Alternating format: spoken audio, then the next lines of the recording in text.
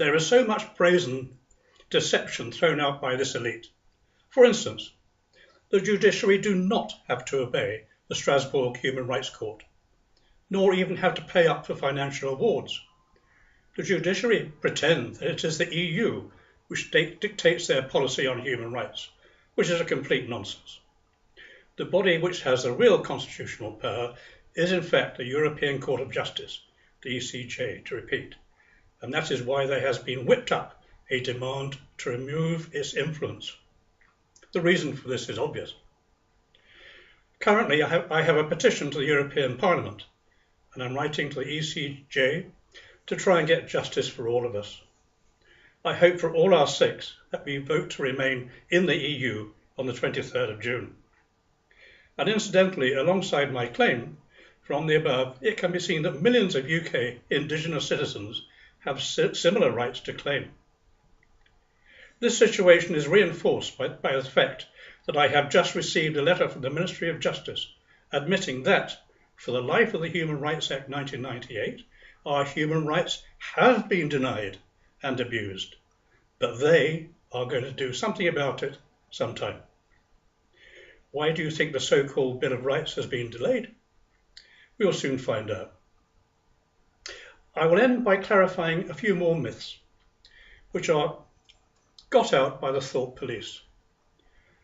Firstly, by treaty agreements, reinforced by David Cameron's opt-out conditions and our own laws. We do have complete control over immigration.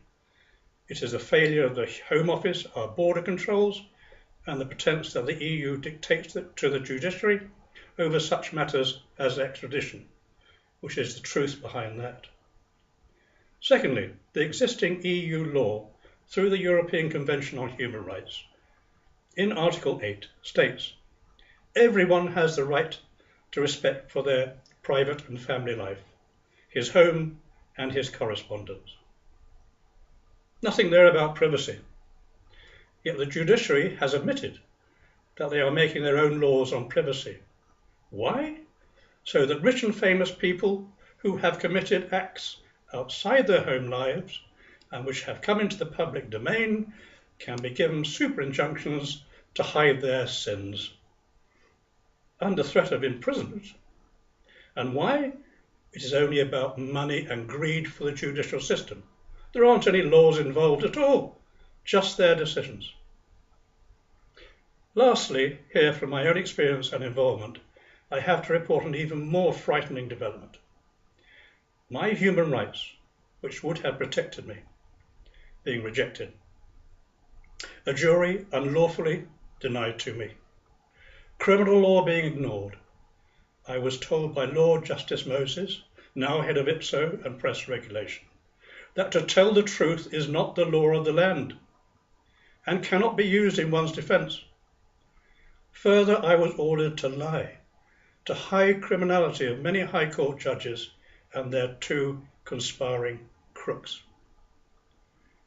To achieve their purpose, I was first blackmailed, then imprisoned, tortured for a confession, kicked out of my home by false accusations of paedophilia.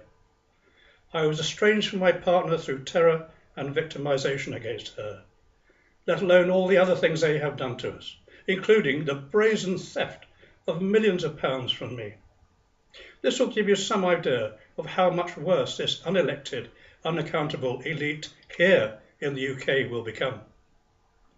They talk about sovereignty, engaging the use of Her Majesty's name, yet what they have in mind is their own form of undemocratic and unassailable power. This country must watch out. Goodbye, and thank you very much for viewing.